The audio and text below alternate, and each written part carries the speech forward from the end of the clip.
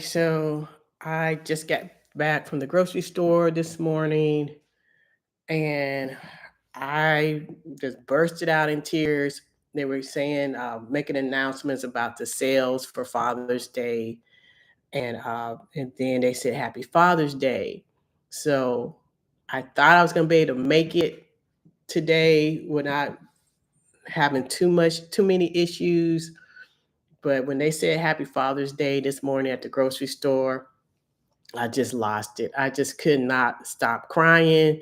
And I just felt really embarrassed that I was crying so hard in the grocery store, but I just I just couldn't control myself. The tears were just coming, and I ended up calling my cousin and I told him, I told him I was having a hard time and that I thought I was going to be okay, but I wasn't. I mean, I was just crying.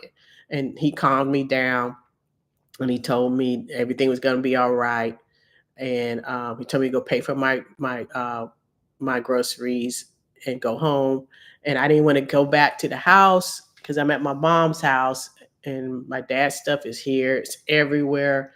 We have not started packing. I'm gonna start packing up my dad's office tomorrow. I tried to try to start packing his office yesterday, and I just couldn't. I was trying so hard, but I just couldn't pack up his office yesterday. And so I'm gonna start packing it on Monday, and my sister and her family will be coming on Thursday to help pack. There's a lot of packing to do in this house, and it's just a really hard. It's just a really hard time. I'm not gonna lie. I mean, I did not want to be in this house this weekend, but my mom, we were in Austin at my house in Austin, but my mom wanted to come back to do some um, to do some paperwork, which could have waited until Monday. So the first year after somebody passes is the worst year. It really is. I've heard that, but now I'm going through it, and my cousin Alicia is online, and she has lost uh, both of her parents and her sister, and I totally admire her. She and she knows Jesus, and I think knowing Jesus will help you go through all of this.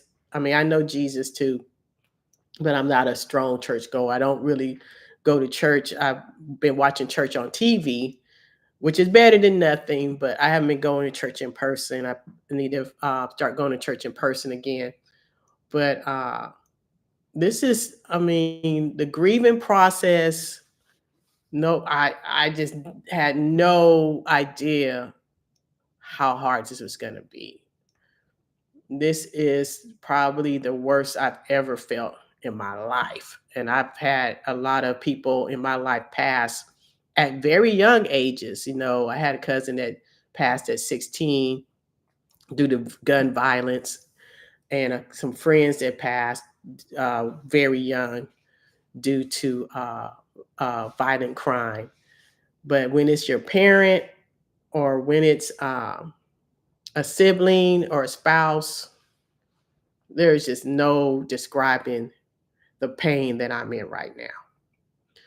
So, my cousin, that's what has kept my relationship with the Lord.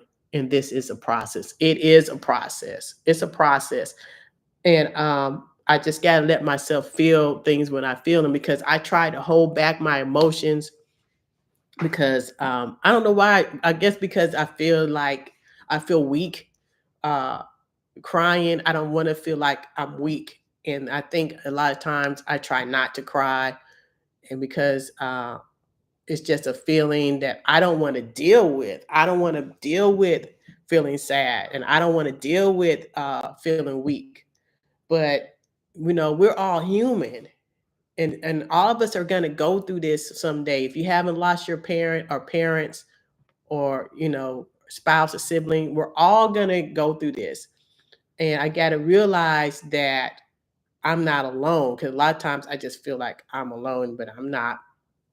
And I have been reading my Bible more and watching things on YouTube about grieving and the Christian process of grieving.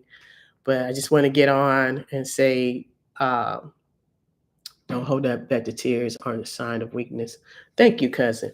But I just want to say, for you guys who do still have your fathers, I mean, cherish that time. There's a lot of time that I wasted with my own dad. There were times when my dad was sitting out in the yard, and I could have gone out there and sat in the yard with him, but I didn't. I didn't go sit out with him in the yard because my dad was always in the yard, cutting the yard, working on his yard. He loved his yard. That was his thing, yard work. And he would sit out there and I wouldn't go out there with him because I feel like, he didn't want me bothering him. But a lot of times which that was my dad. My dad did not want to be bothered. But yeah, but cherish the time that you have with your parents. 'Cause a lot of people, I'm blessed. I still have my mother. I have friends who've lost both of their parents. I know people who've lost both of their parents. So I still have my mother, and I'm going to focus in on taking care of her and helping her. And my parents are married for either 63 or 64 years, and they've been knowing each other since 14. So I'm just going to try to focus on my mom, and like I said, my sister and her family will be here on Thursday. So we'll have a house full of people. Right now, it's just really quiet.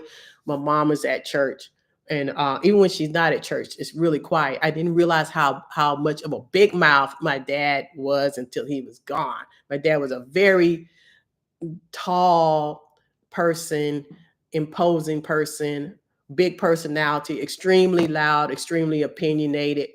And he said watch Family Feud every day, so that because he couldn't hear, right? My dad couldn't hear because he was in the military, and so he's around gunfire all the time. So he was deaf, not deaf, but I mean, he really needed hearing aids, but he was stubborn and wouldn't wear his hearing aids.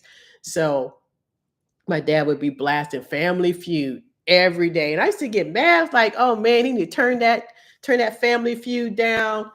And I mean, it would be so loud just all through the house. And I was just like, can you turn that down? He's like, what? Dad, turn that Family Feud down. I'm not turning down. This is my house. You don't like it, you can leave. So he would blasting, blasting, blasting Family Feud. And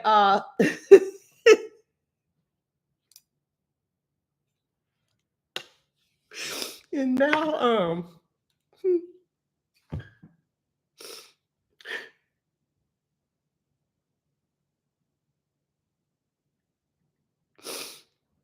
and now I miss not hearing that anymore. I miss not hearing Family Feud in the house. So I'm gonna get off, but happy Father's Day. Happy Father's Day to everyone. And again, enjoy enjoy the time that you have with your parents. Cause it's only you think it's gonna be forever, but it's not. So make time. If you haven't talked to your parents or for whatever reason, make time to talk to them. Don't have regrets like me because there were times I could have sat outside and hung out with my dad, but I didn't.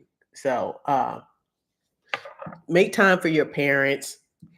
Tell them you love them. Do that. Okay, my cousin is here. Love you guys. Bye.